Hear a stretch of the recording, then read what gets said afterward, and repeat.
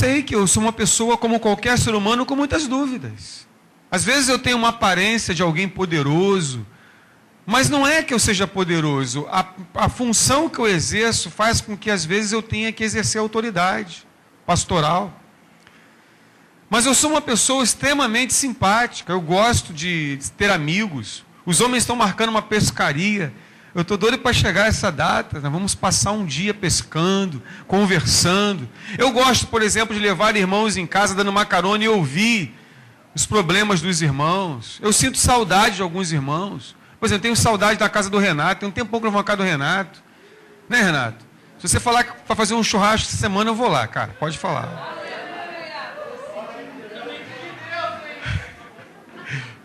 Eu gosto do Renato. Por exemplo, eu gosto, hoje eu, Bartelli e Marco Aurélio corremos os 21 quilômetros. Poxa, no final, corremos, nos abraçamos, tiramos foto. Como é bom isso. Eu não sou uma pessoa pedante, eu não sou aquele pastor. Mas, queridos, eu quero dizer para vocês que o que me faz continuar, apesar de toda a minha fraqueza e dúvida, é o sangue do Cordeiro. O sangue do Cordeiro é que é derramado sobre minha vida. E ele faz com que eu possa continuar caminhando apesar dele. Como que eu poderia imaginar 30 anos atrás, com 20 anos de idade, nem 20, 19 anos de idade ainda, como que eu poderia imaginar que um dia eu estaria com 28 anos de casado, como eu estou agora, com 2 filhas maravilhosas, uma filha pastora? Como é que eu podia imaginar isso? Que tipo de capacidade eu teria para gerar isso? Nenhuma. Eu sempre falo para vocês, eu com 19 anos era um estudante de odontologia.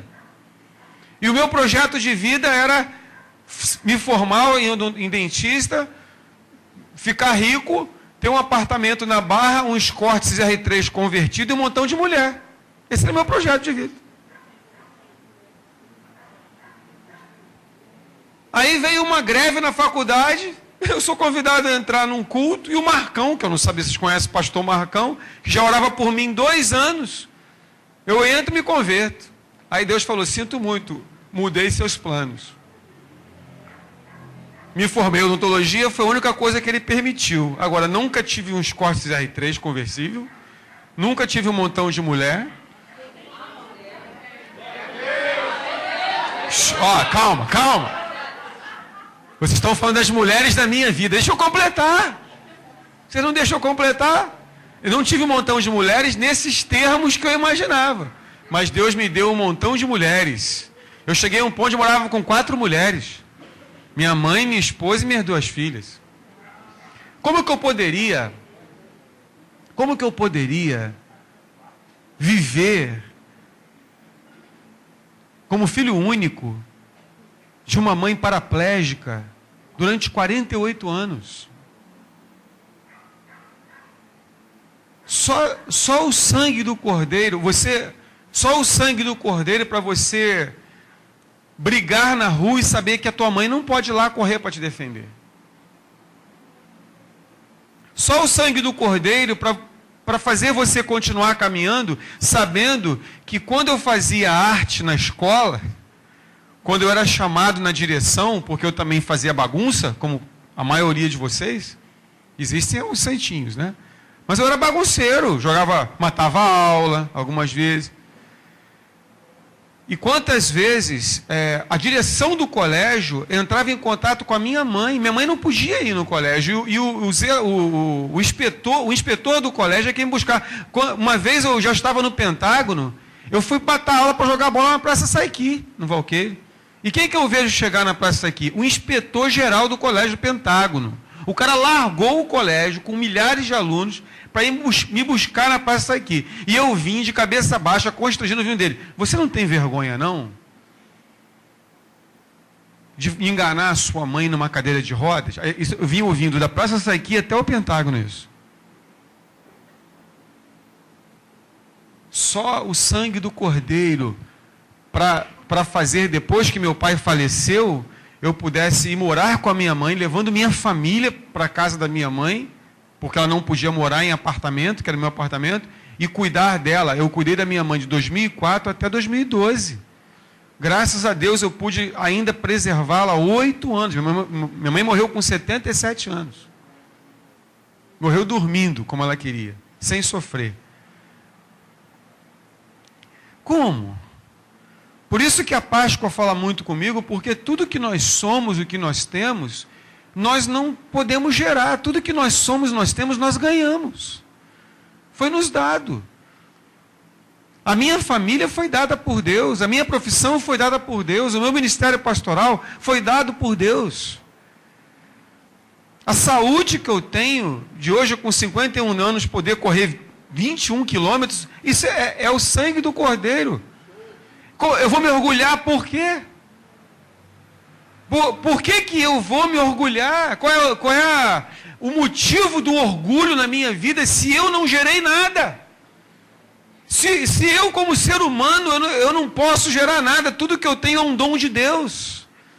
Todos os dias, meu irmão, você que tem uma família, todos os dias você tem que levantar suas mãozinhas para o céu e falar: obrigado, papai, porque eu tenho saúde para sair da minha casa, ir para um trabalho, para gerar os recursos, para colocar o alimento, para colocar, para me dar um teto, para comprar roupa para minha casa. Porque se você hoje tem algum dinheiro e trabalha, é porque Deus te dá saúde para isso. Porque o que você faria se te faltasse a saúde? O que você faria? Como você poderia viver sabendo que os seus filhos vão para a escola, é bala perdida para tudo quanto é lado, é violência de carro? Como é que você pode ter certeza que seus filhos vão sair de casa e voltar para casa em paz e segurança? Só Jesus Cristo na causa, que a gente costuma dizer, né? Só Jesus na causa. E nós vamos nos orgulhar de quê? Existem pessoas que têm um tremendo orgulho porque tem uma profissão, orgulho porque ganham mais do que o outro, orgulho porque tem uma aparência melhor que o outro. Se nós temos uma aparência, Deus nos deu. Se você acha que tem uma aparência melhor, porque Deus não olha nesse parâmetro, mas é porque Deus te concedeu esse benefício. Por que as pessoas se orgulham? O orgulho, então, é esse chefe de família satânica. Em 1 Coríntios, capítulo 4, queria que você abrisse sua Bíblia em 1 Coríntios, capítulo 4. O orgulho é o profeta dessa casa. O orgulho é o cabeça dessa casa. O orgulho é aquele que comanda essa casa. Eu quero falar uma coisa para vocês, queridos. Não há possibilidade de um ser humano errar se ele primeiro não ter o orgulho de achar que pode errar. Sabe qual é o problema do ser humano? É que ele não tem temor. O problema do ser humano é que ele vive a vida como se não existisse um Deus, como se não existisse o plantar e o colher. Como que nós podemos viver achando que o que nós plantamos não colheremos? Querido, tudo que você planta é uma semente que vai virar uma árvore, que vai dar fruto e você vai colher. Você pode escolher aquilo que você planta, mas você não pode escolher aquilo que você colhe. Se você plantar uma semente de maçã, você vai ter que comer maçã, porque não vai nascer pera naquela árvore. Nós temos a escolha do tipo de semente, mas no momento em que você escolhe uma semente, você vai ter que aceitar a árvore que vai nascer daquela semente. 1 Coríntios, deixa eu achar aqui, peraí. Está aí, Bartelli? Tá, 1 Coríntios, capítulo 4, versículo 6. Irmãos, o apóstolo Paulo está falando algumas verdades aqui. Olha o que diz o versículo 5, por favor. Assim, nada julgueis antes da hora devida. Aguardai até que venha o Senhor, o qual não somente trará à luz o que está em oculto nas trevas, mas igualmente manifestará as intenções dos corações, que ninguém pode ver. Então, nesse momento, sabe o que Paulo está falando? É que nós, seres humanos, somos uma coisa por fora e outra por dentro. E que nós, quando estamos nos relacionando, nós manifestamos a nossa personalidade. Mas só com o tempo vamos manifestar o caráter. Por isso um pai conhece o caráter do filho, porque ele anda junto com o filho, ele vive junto com o filho. O marido conhece o caráter da esposa e vice-versa. Porque fora a intimidade, quando não há intimidade, nós temos que nos contentar com a personalidade. Uma pessoa que está entrando aqui hoje pela primeira vez, não está manifestando o seu caráter. Está manifestando a sua personalidade, que é um tipo que nós fazemos social. Você vai numa festa social bonitinha, você vai ter um comportamento social. Muito difícil uma pessoa ser exatamente o que ela é numa festa social. E nós temos o péssimo hábito de julgar a pessoa por uma aparência. Então nós não conhecemos bem a pessoa, mas julgamos ela pelo jeito dela. E aí que nós erramos. Porque em vez de nós criarmos uma intimidade com a pessoa, conhecermos melhor a pessoa, nós começamos a ter atitudes baseadas na personalidade. Aí você vai ver que algumas pessoas têm uma personalidade tímidas, mas na verdade são pessoas extremamente extrovertidas, mas é porque não deu para manifestar isso. Porque ela vestiu uma roupagem social. Mas Deus conhece os corações. E é a Ele que nós prestamos contas. Então, infelizmente, nós temos que conviver com essas coisas. As pessoas nos julgam pela aparência, mas não querem conhecer. Quando os discípulos de João Batista foi seguir Jesus, eles perguntaram: mestre, onde mora? Jesus, vamos lá, vamos comigo na minha casa. Jesus queria que aqueles homens não conhecessem o marceneiro Jesus Cristo, não conhecessem aquele homem que desceu no batismo, mas conhecessem Jesus na sua intimidade. Então o apóstolo Paulo fala, as intenções do coração. Então, nesse momento, cada pessoa receberá de Deus a sua recompensa. Advertência contra a arrogância. Irmãos, apliquei essas verdades a mim e a Apolo por amor de vós, para que por nosso intermédio aprendais a não ir além do que está escrito. Paulo está falando de limites. Nós precisamos aprender os nossos limites, de maneira que nenhum de vós se encha de orgulho, que é o pai da família satânica, que é o que comanda, que é o cabeça, que é o profeta. Ele fala: nenhum de vós se encha de orgulho a favor de um contra o outro. Eu vou daqui a pouco explicar isso aqui. Pois quem é que te faz destacado em relação aos demais? Quem é que te faz melhor do que outros? Quem é que te faz pior do que outros? Quem é que te faz... Então, qual o motivo do teu orgulho? Como se não o tiveras ganho. Tudo que você tem é Deus que te dá. Você se orgulha de quê? Por que você se acha melhor que o outro? Se tudo que você tem não foi você que gerou, foi Deus que te deu.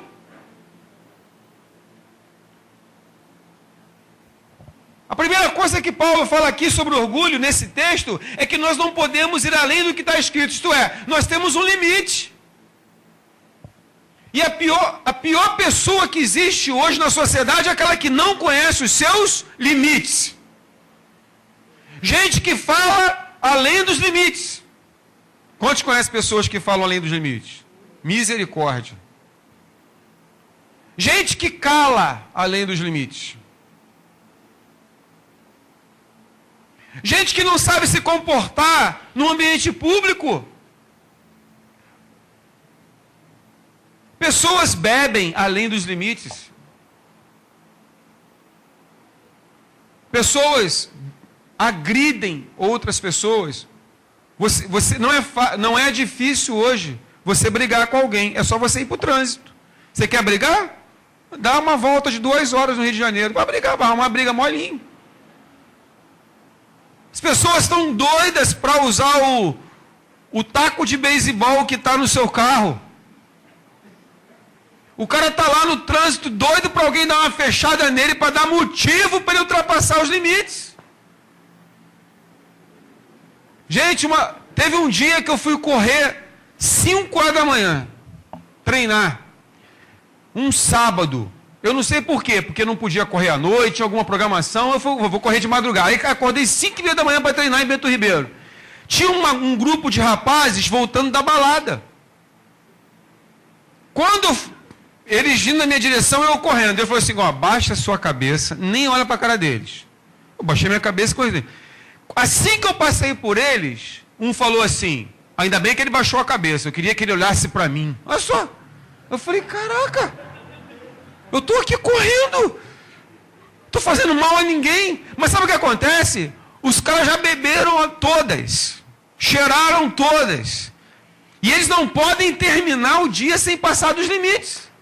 Eles têm que ter uma briga, têm que arrumar um problema com alguém. Não é possível, um mês que eu não arrumo uma discussão com ninguém. Uma semana que eu não xingo ninguém. 15 dias que eu não brigo com minha mulher.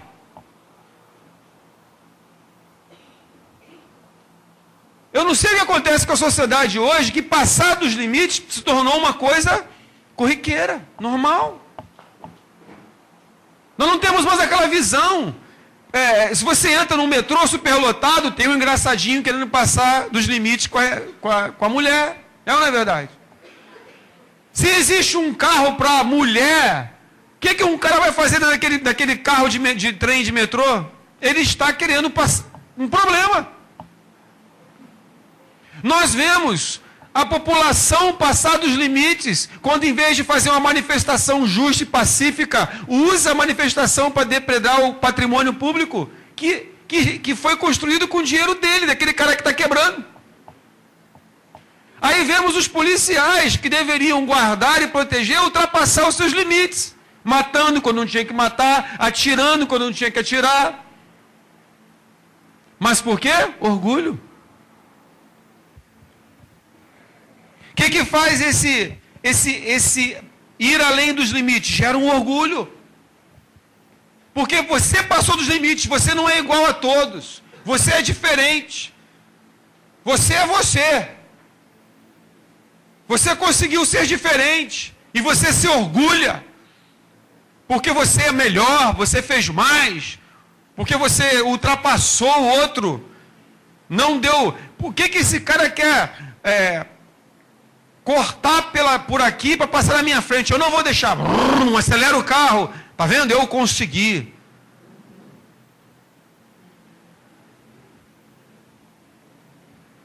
E no final das contas, ao ultrapassar esse limite e esse orgulho que é gerado, acaba resultando em competições. Porque onde há orgulhosos, há briga. Imagina uma casa com marido e mulher orgulhosos. Não vai dar certo. É um tentando defender o seu ponto de vista. Os dois tentando puxar a brasa para sua sardinha. Maridos que veem na mulher uma competidora e não uma ajudadora.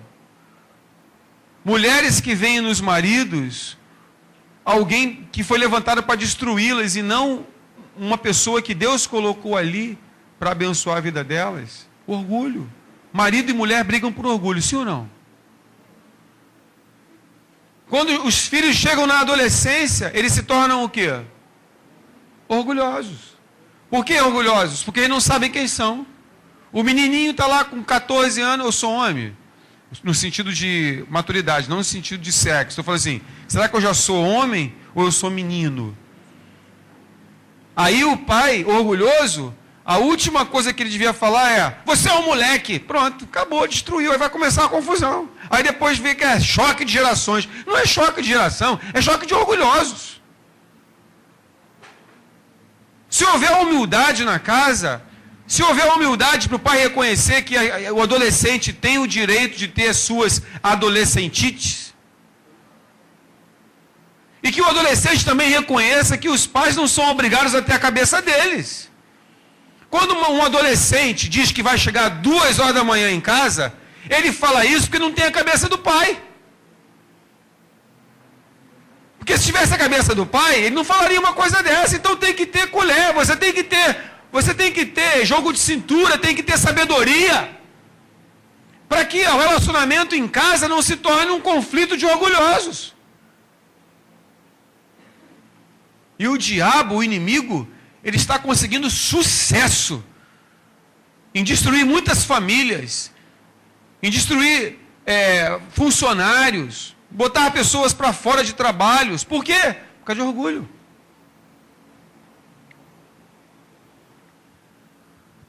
Vamos falar sobre a mamãe. Dona autossuficiência. Agora, tudo começa com orgulho, viu? Gente, se não houver orgulho, você não vai errar. A primeira pessoa que foi autossuficiente foi Adão e Eva. Certo? Porque Deus falou assim, olha só, não toca nesse negócio aqui. Quero falar para vocês que a fruta não era maçã. Eu não sei por que a televisão, de vez em quando, fala que Eva comeu a maçã. Não era maçã, era uma árvore que ficava no meio do jardim. Segunda coisa, o pecado de Eva não foi relação sexual. O mundo aí na televisão fala que Eva conheceu a maldade do sexo e teve relação com Adão. Não, eles tinham relação antes do pecado e gostavam muito. E eram muito felizes, graças a Deus. O problema não era esse. Aí o mundo tenta distorcer as coisas, falando que Eva mordeu a maçã, isto é, Eva conheceu o sexo. Tudo errado. Esse filme Noé aí, cara, não gaste seu dinheiro para ver essa porcaria desse filme Noé. Esse filme é um cuspe na Bíblia. Tá tudo errado nesse filme.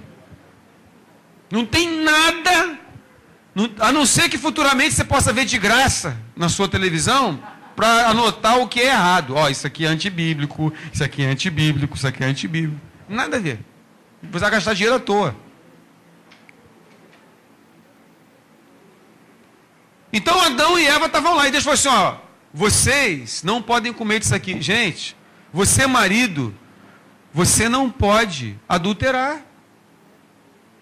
Está lá. Você não pode trair sua esposa. Mulher, você não pode trair seu marido. Se você acha uma carteira com dinheiro, e aquele dinheiro, aquela carteira tem uma identidade, aquele dinheiro tem dono. Você não vai poder usar aquele dinheiro, você tem que devolver o dinheiro. Você sabe que não pode matar alguém, que você não pode cobiçar a mulher do próximo, que você não pode levar o nome de Deus em vão. Você sabe dessas coisas e todos nós, seres humanos, temos uma consciência. Mas tem uma hora que o orgulho da gente é tão grande que a gente abre espaço para poder fazer o que a gente quer. Então, quando o marido ele tem uma proposta indecente no trabalho, ele fica naquela dúvida. Eu não posso fazer isso, mas é gostoso.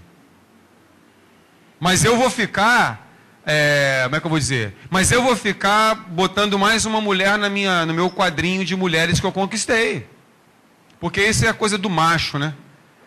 O macho tem esse negócio. Eu falo macho, não é o macho na acepção da palavra, mas o macho sem miolo, né? É aquele cara, não, eu sou macho, eu tenho uma mulher em casa, mas qual é o problema de ter na rua? Aí vem as explicações inteligentes. Não, mulher de casa é mulher de casa, mulher da rua é mulher da rua. Estou falando alguma besteira? E tem mulheres que falam assim, meu marido pode ter quantos casos ele quiser na rua, desde que não fique sabendo e não traga dentro de casa. Estou falando alguma mentira? Não. Então, o ser humano começa a pegar aqueles princípios que Deus criou para a felicidade do ser humano, porque nós precisamos de limites. Vou abrir um outro parênteses. Por que a sociedade está afundando? Porque os pais não colocam mais limites. Filho, você não pode chegar depois das 10.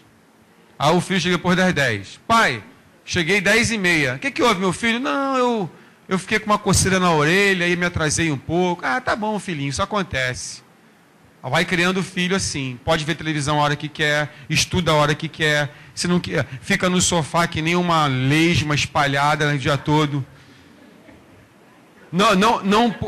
Se falar que tem que parar com videogame vai ter problema. Não pode parar com videogame. Não. Não pode trabalhar. Já vi. Cara, teu filho não quer estudar, bota para trabalhar. Não. Deus me livre, eu passei por isso, sofri muito, não quero isso para meu filho. Já ouviram isso? Você não vai ensinar a sua filha a lavar uma loucinha, passar uma roupa, pelo menos ligar a máquina de lavar, pronto. Porque tem certas adolescentes que até para ligar a máquina reclama. Eu vou ter que ir lá ligar a máquina?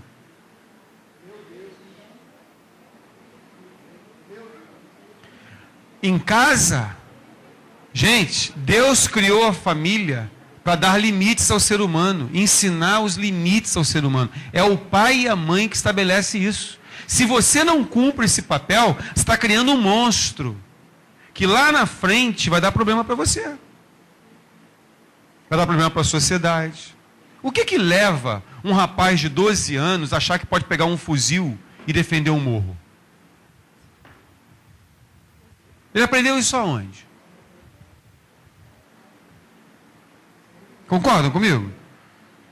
Essa semana foi preso o menor P, lá da Maré.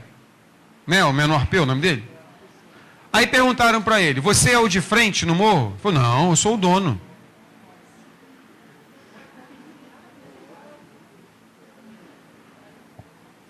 O que leva um cara de 25 anos, 26, 28, a achar que ele é o dono do território da Maré? Onde ele aprendeu isso? Onde foi ensinado? Ele não teve, ou teve pai e mãe ausente, ou não teve educação, ou não foi ensinado, limites para ele. Agora, ele foi colocado no limite. Deu para entender? É importante nós entendermos que se nós não tivermos limites, os limites virão até nós. Eu não sei se agora, por exemplo, numa cadeia, ele não comece a pensar se valeu a pena se achar o dono de uma comunidade. Nos Estados Unidos, uma vez, um cara foi condenado à morte. Eu li essa história. Eu esqueci o nome desse sujeito. E lá, os condenados à morte tinham direito a um último desejo. Olha, hoje não tem hora para acabar porque não tem relógio ali, tá? Então...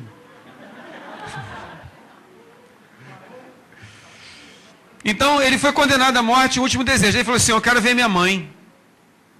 E o cara foi condenado na costa oeste, e a mãe morava na costa leste.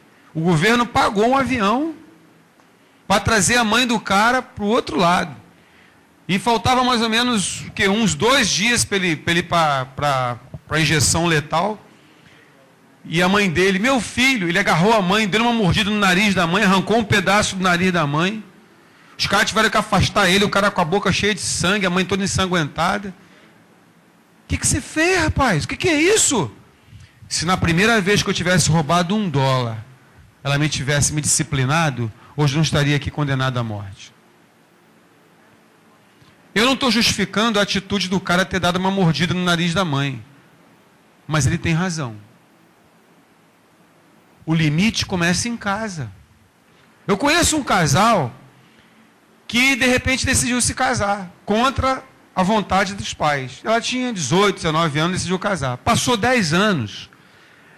Eu vi essa menina pegar a mãe e sacudir. Por que a senhora me deixou casar com esse homem? Sacudindo a mãe. A senhora tinha que me impedir de casar com esse homem. E os pais não tomam atitudes. Não querem arrumar um problema com os filhos. Não querem arrumar uma discussão, mas queridos, não tem jeito. Quem ama, cuida. Quem ama, cria problema. Quem ama vai criar atrito, sim. Porque jamais você vai deixar uma pessoa que você ama andar ao léu. Amém, meus amados? Você que tem família aqui, não tenha medo de confrontar seus filhos. Pode ser que eles não entendam agora. Mais tarde vão agradecer. Eu tinha uma tia, quando minha mãe ficou paraplégica, quem me criou foi uma tia. E a minha tia era, ó, dureza. Eu tinha hora para estudar, eu tinha hora para... E eu me lembro quando tinha 6, 5 anos que eu resmungava. Ficava que nem aquele Zé Buscapé, lembra daquele desenho? Márcio, vai estudar. Essa moleque não é minha mãe, não sei se você não é minha mãe, mas tudo não, a boca pequena. E ela ouvia minha murmuração. E ela falava assim, pode murmurar, eu sei que você está aí me xingando. Eu sei que você está reclamando, mas mais tarde você vai me agradecer. Gente, o meu colégio naquela época tinha que botar gravatinha, tinha emblema, sapatinho social, cinto. Você passava na porta. Esse sapato não está bem engraxado, amanhã tem que vir engraxado. Você tomou banho? Por que o cabelo não está molhado? Gente, na minha época, a criança não ia para a escola sem cabelo molhado. Porque os pais, eles mandando as crianças com cabelo molhado, dava a intenção que, ó, tomou banho.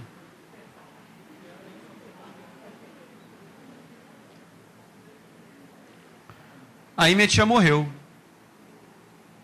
92. Fui eu no enterro dela, né, governador? Fui no enterro dela. Qual é a palavra que eu mais falava debruçado no caixão para minha tia? Muito obrigado. A única coisa que eu sabia falar é agradecer por todo investimento, mesmo não sendo minha mãe, porque hoje, se naquela época eu estava formado, estudando, se eu tinha caráter, eu devia quase 100% à minha tia, que nesse período da primeira infância, até os 7 anos, que é o período mais importante. Você sabe que existe um termo na psicologia que a partir dos 7 anos os neurônios fecham. Isso quer dizer que se você tem que criar um paradigma nos seus filhos, um modo de vida, um caráter, 7 anos é uma data limite. A partir dali fica muito difícil você mudar um hábito do seu filho.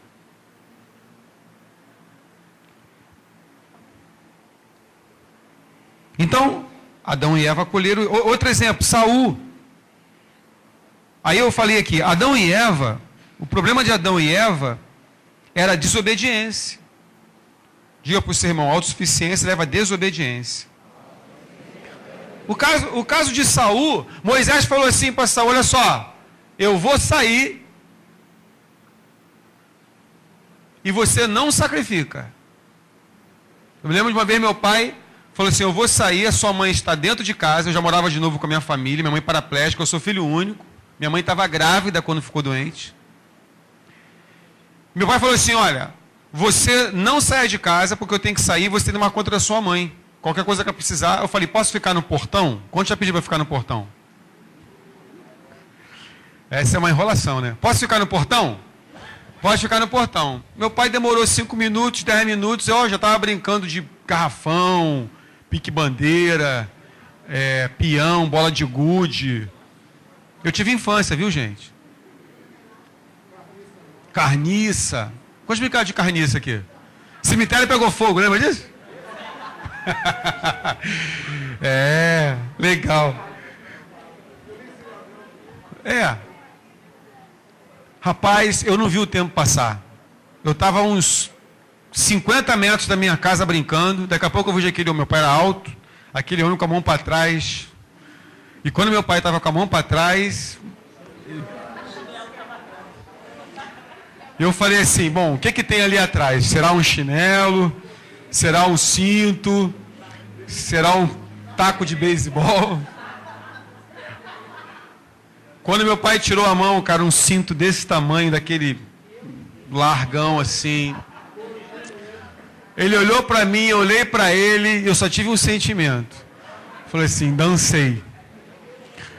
Aí eu olhei para mim, eu estava de bermuda jeans, cara. Aí eu falei, obrigado, Senhor, vai doer menos. Ele só falou assim para mim, não corre. Já ouviram isso, seu pai?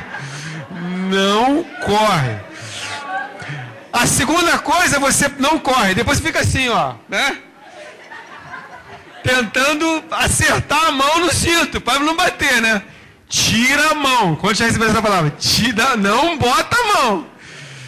E eu quero falar uma coisa pra vocês. Bermuda jeans tem um efeito retardado. Você não sente na hora, vai dar depois. Então, VAP!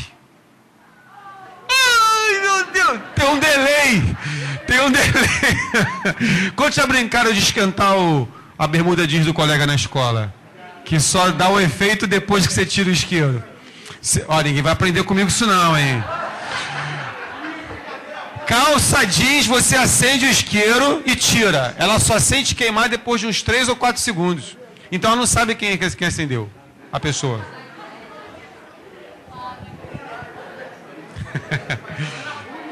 Eu tive infância, cara. O que meu pai estava fazendo com aquela cintada? E cheguei em casa, eu tomei mais umas lambadas, cara. Meu pai falou assim, cara, minha primeira festa de 15 anos. Você sabe que é uma pessoa de 14 anos que vai à primeira festa de 15 anos? Pai, eu vou a uma festa de 15 anos, eu vou ser o príncipe da menina. Aí meu pai, legal, vamos na casa José Silva comprar o seu terno. Quantos conhecem a casa José Silva? Vai entregar a sua idade. Casa José Silva aqui no calçadão de Madureira, tinha Impecável Maré Mansa e tinha José Silva. Impecável Maré Mansa no povão. Mas Casa José Silva é pra quem, né? Aí como ia ser minha primeira festa de 15 anos, meu pai comprou um blazer bonito, né? Meu pai todo orgulhoso aí, né? Eu vou ser o príncipe e tal, só que o boletim veio com nota vermelha. Pentágono, né, cara? Cara, meu pai rasgou o convite da peça, da festa. O príncipe teve que ter um substituto. E o pior de tudo, não consegui namorar a menina. Gente, vocês não sabem como dói no coração de um adolescente ver um convite de uma festa de 15 anos rasgado na tua frente. Está rindo? Teve uma vez que eu juntei um bolo de cartão de Cosme e Damião assim, ó. Eu falei assim, vou ficar diabético desse ano. Mas eu ponho muito cartão. A nota veio vermelha. Todos os cartões foram rasgados.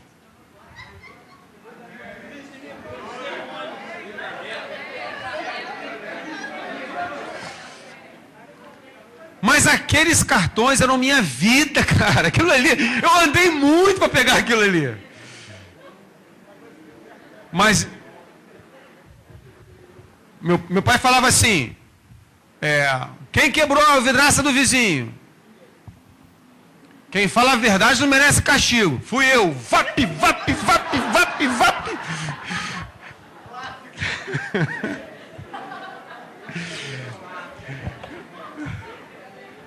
Cada vez que o meu pai me dava uma chinelada, teve uma vez que minha mãe mandou ajoelhar aos pés da cadeira de roda. E eu tive que apanhar da minha mãe paralítica, ajoelhado. Eu não sei o que eu fiz, mas eu tive que aguentar ali. Imagina se eu ia correr da minha mãe paralítica. Vocês precisam entender que um pai e uma mãe, mesmo um pai ignorante, que meu pai era um cara muito ignorante, muito duro, e minha mãe é uma mulher paraplégica, mas eles souberam impor limites para mim. E se eu tenho algum caráter hoje, se eu tenho algum valor, eu devo aos meus pais. E a minha tia que me criou. Então, pais, não fiquem com medo de botar limites. E os filhos, quem que ensina uma criança recém-nascida a fazer chilique quando não dá a papinha? Quem tem filho pequeno sabe. Tá lá, a criança com boca aberta com a papinha de maçã. Você tira. Não é assim? Quem que ensinou essa rebeldia para ela? Quem que ensinou uma criança de 3 anos de idade, você vai no shopping, mãe, eu quero, mãe, eu quero, mãe, eu quero. Joga no chão, rola, dá ataque convulsivo. E a mãe, minha filha, se você me mata. O que é aquilo ali, cara? Quem ensinou aquela criança a fazer aquilo ali? Cara, eu nem olho para isso, cara. Eu não olho para essas coisas, me dá uma raiva, cara.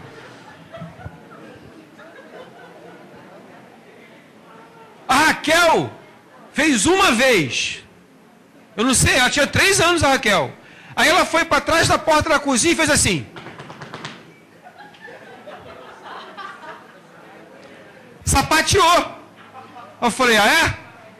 Peguei o chinelo, falei assim, ó, seu ouvido desceu para o bumbum. E vap, deu umas 3 chineladas. A Raquel nunca mais. Às vezes ela faz isso hoje, mas daquele jeito nunca mais. Eu tive que colocar limites, porque ela vai fazer isso com o chefe dela, no futuro. Vai fazer isso com o professor. Vai fazer com o marido, Marcelo. Você pode dizer, você recebeu uma mulher de valor, bem criada, abençoada.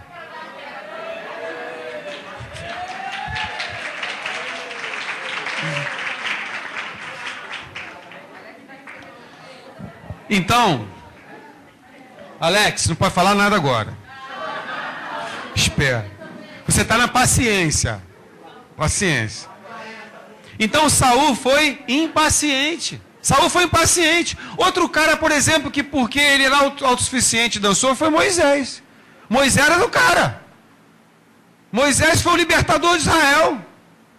Foi o cara que Deus levantou para libertar Israel. Passou 40 anos morando no deserto, 40 anos depois voltou, 40 anos no deserto e não entrou na terra. Por que não entrou na terra? Porque em vez de ele tocar na rocha, ele bateu na rocha. Ele ficou irado. 3 coisas que a autossuficiência leva. Desobediência, anotando aí. Desobediência, impaciência e ira. E por último, o fruto que nasceu dessa relação maravilhosa entre orgulho e autossuficiência. A ingratidão. Mateus capítulo 18. Por favor, abra aí comigo. Mateus 18, versículo 23.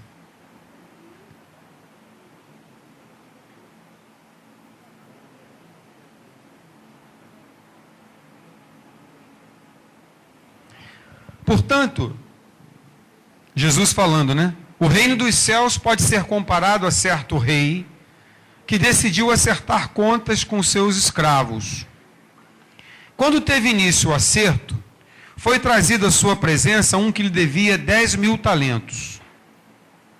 Porém, não tendo o devedor como saudar tal importância, ordenou ao seu senhor que fosse vendido ele, sua mulher, seus filhos e tudo quanto possuía para que a dívida fosse paga.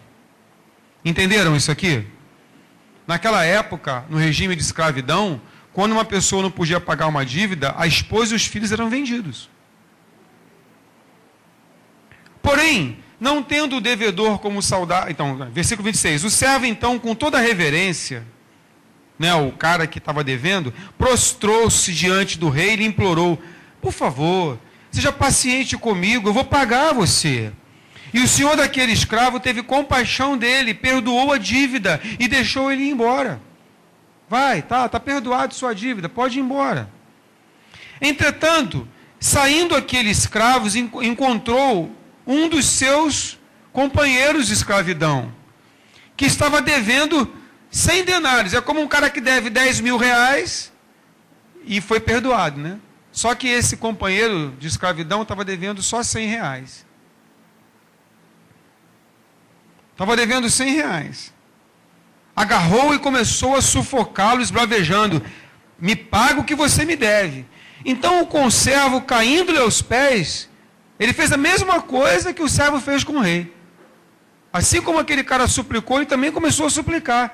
Poxa, seja paciente comigo, eu vou te pagar. Mas ele não quis acordo, ao contrário, foi e mandou lançar o companheiro devedor na prisão até que toda a dívida fosse saldada. Quando os demais conservos, companheiros dele, viram o que havia ocorrido, ficaram indignados e foram contar ao rei tudo o que acontecera.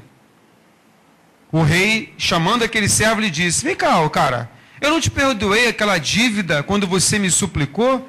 Você não devia fazer o mesmo com os outros, assim como eu fiz com você? E sentindo-se insultado, o rei entregou aquele servo aos carrascos, até que lhe pagasse toda a dívida. Assim também meu Pai Celestial vos fará a cada um, se de todo o coração não perdoardes cada um a seu irmão. Eu queria pedir que você não precisa chegar a uma idade onde os hormônios comecem a baixar para os neurônios crescerem para ser um pouco mais piedoso. Eu quero confessar para vocês que eu era um homem extremamente impiedoso. Não que eu fosse um cara mau, mas eu era uma pessoa radical na responsabilidade dos outros. Eu era um pastor duro, eu era um pai muito duro. Raquel e Débora sofreram muito na minha mão, porque eu era um pai altamente perfeccionista. O pai que eu sou hoje, eu não era quando elas tinham 3, 4, 5 anos. A minha esposa sofreu muito na minha mão, porque eu era um marido extremamente perfeccionista, duro.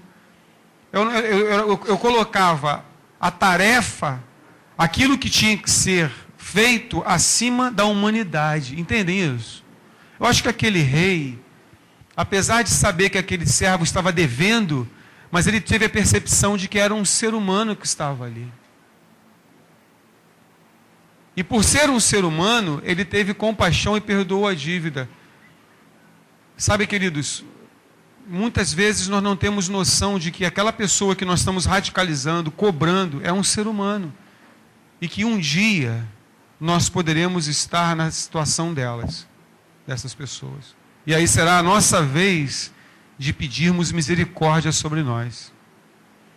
E eu creio que esse mundo está do jeito que está porque há muita ingratidão. As pessoas não são gratas pelo que, por exemplo, os pais fazem por elas. Como que uma pessoa esquece rapidamente toda uma vida que foi dedicada pelos pais?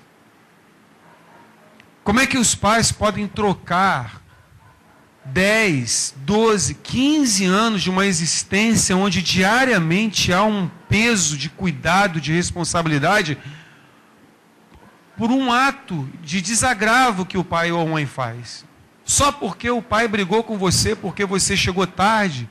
Só porque o pai brigou com você porque você não deveria estar andando com aquelas companhias que você está andando? Só porque o pai brigou com você porque o boletim veio com notas vermelhas, você joga fora 10, 12, 15 anos de troca de fralda cheia de cocô, de troca de fralda cheia de xixi, de situações que você teve, de que seus pais tiveram que abrir mão das suas vidas por sua causa. Porque para casar, não é muita mudança, não há muita mudança quando alguém casa. Mas quando você tem filhos, a sua vida muda radicalmente. Você não é mais dono de si. Só quem é pai concorda comigo. Quando nós temos filhos, nós não buscamos mais os nossos interesses. A nossa vida não é mais voltada para os nossos sonhos.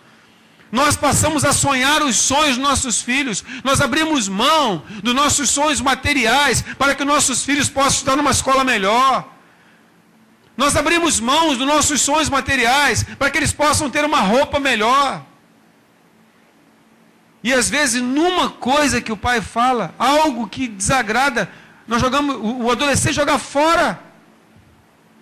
Isso acontece também com a liderança da igreja.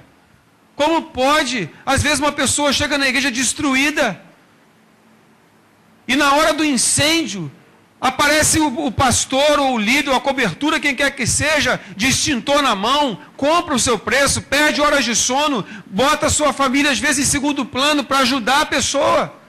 Mas passa o tempo, aquela pessoa sai do incêndio, começa a ter a casa arrumadinha, já não quer mais ouvir os conselhos do pastor, porque agora não precisa mais. É por isso que eu preguei aqui semana passada, até o próximo incêndio, porque só usam as pessoas na hora que tudo vai mal. Quando é que nós vamos aprender a honrar as pessoas, mesmo quando não estamos precisando delas?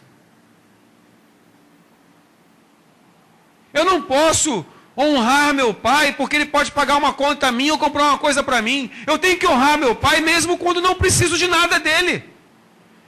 Não precisamos esperar chegar o dia dos pais, o dia das mães, o aniversário para comprar um presente para os nossos pais. Vamos honrá-los sem que seja necessário uma data dessa. Vamos honrá-los com a obediência. Vamos honrar os nossos líderes, aqueles que gemem por nós. Só quem é pastor aqui nessa igreja, pelo menos aqui nessa igreja eu respondo, sabe o que é um travesseiro de pastor. Vocês acham que pastor é o quê? Bota uma roupinha como hoje, eu estou vestido de pastor, aí eu venho para cá para dar uma palavra no púlpito, você acha que pastor é isso? Você acha que pastor é um cara que vem no púlpito domingo à noite e prega isso é ser pastor? Não, isso não é ser pastor. Pastor é todos os dias deitar a cabeça num travesseiro e custar a pegar no sono, porque gira na sua cabeça problemas de todas as ovelhas. Ontem eu cheguei em casa, 8 horas da noite, falei, amanhã eu vou acordar 15 para as 5, porque tem corrida. Então eu falei, vou deitar 9 horas, porque eu quero fazer uma boa corrida. Estava pegando no sono, sabe aquele negócio de ficar grogue? Tu começa a transicionar o seu sono, aí toca o celular, porque telefone de pastor não desliga. Eu não posso dar um off no meu celular. É um absurdo isso. É a mesma coisa o pai desligar o telefone para o filho. Tem que estar à disposição. Aí tocou o telefone. Já foi o meu sono embora. 11h30 eu estava virando para lá e para cá. Assim, eu quero dormir. Eu vou acordar 10 para as 5. Não dormi direito, acordei 4h30. Foi eu correr cheio de olheira hoje. E o Marco Aurélio e o Bartelli me deram um banho. Fiquei lá para trás, coitado. Esse cara aqui corre pra caramba. Ele fez em menos de 2 horas, cara. Cara, show de bola. Olha lá. Eu pareço um flagelado. Você não sabe como eu estou sentindo dor ali, cara. É que a imagem não transparece a dor, né? Você acaba a corrida e você fica assim, ó. A perna não vai. Mas foi show de bola. Então, queridos, quando é que nós vamos, sabe, honrar a quem honra é devido? Esquece então a questão de pai e pastor, o seu irmão. Por que quando há um problema, nós levamos para o lado competitivo? Por que nós não aprendemos a fazer com que o nosso irmão seja superior a nós mesmos? O apóstolo Paulo fala que nós temos que considerar os outros como superiores a nós. Nós entramos facilmente em competição. Agora tudo bem, lá fora é assim que a coisa toca, mas dentro da igreja não pode ser assim. Ainda mais quando a igreja começa a crescer. É a competição para tudo quanto é lado. Nós temos que ter humildade, gente. Nós temos que ter humildade para quando o espírito de competição vier, nós desligarmos isso. É como os casais mais antigos, né? Quem tem mais tempo de casado, assim, acima de 20 anos de casado, já perde a energia de brigar. Não sei se você já está assim, Tiago. Mas às vezes a esposa fala uma coisa, não, o macaco é azul. Eu falei assim, macaco é azul? É azul, tu tá vendo azul? Não, tô, tá azul, macaco é azul. Vou brigar pra quê, cara? Não é verdade, vamos ficar brigando por aquela cor do macaco. Vou ficar brigando porque, né? Você pega aquele feijão, a esposa errou no sal, meu amigo, tá ardendo. Mas ela tá na TPM. Aí ela fala assim, alguma coisa errada? Maravilhoso. Olha, maravilhoso. Não é verdade? E depois ela vê você tomando 1 litro de água. O que foi? Não, eu tô meio desidratado. Nós aprendemos a não criar problemas. Eu falei do marido, mas a mulher também tem que ser assim, porque o marido também tem os seus quiprocós, né? Às vezes o marido chega em casa meio virado, meio chateado, e é a vez da mulher relevar. Nada que um cafuné não resolva. Né? Nada que um chamego não resolva. Nada que dormir em conchinha não resolva.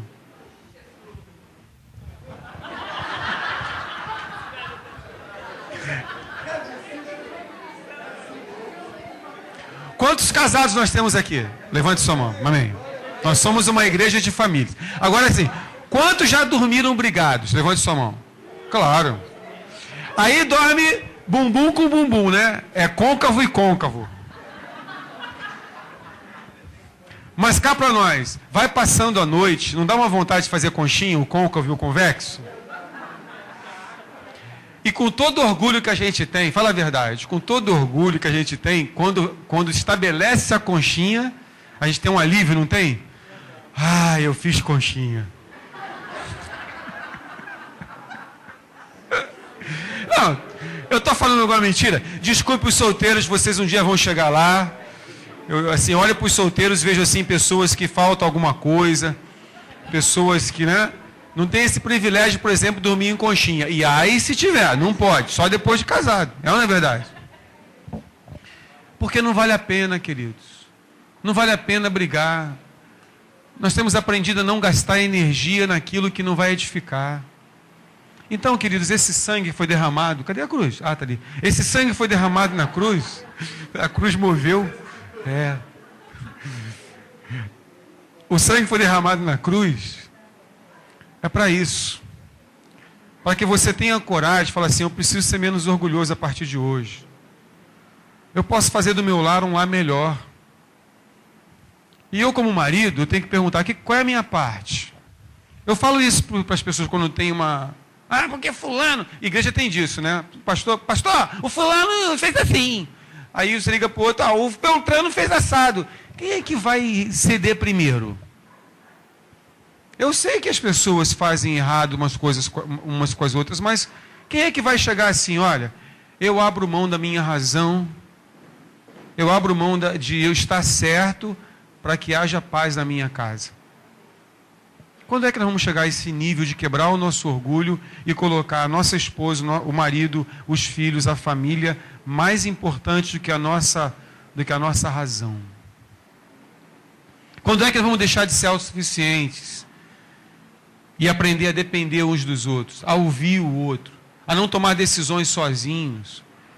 Quando for tomar uma decisão, ouvir, porque a palavra de Deus diz que na multidão de conselhos você encontra a sabedoria. Você agindo sozinho... Então, queridos, eu quero falar uma coisa para você. Se a palavra de Deus diz que na multidão de conselhos você encontra sabedoria, quer dizer que você não ouvir as pessoas é burrice. Amém, queridos? Foi por isso que Jesus derramou o sangue. Foi por isso que ele foi crucificado e aquele sangue caiu, para que hoje eu pudesse, caramba, eu não merecia. Eu não merecia. Por que um homem decide sair do céu, vir até nós, passar o que Jesus passou, para nos salvar, se nós nem merecíamos isso? Nós somos maus por natureza, nós somos pessoas complicadas por natureza.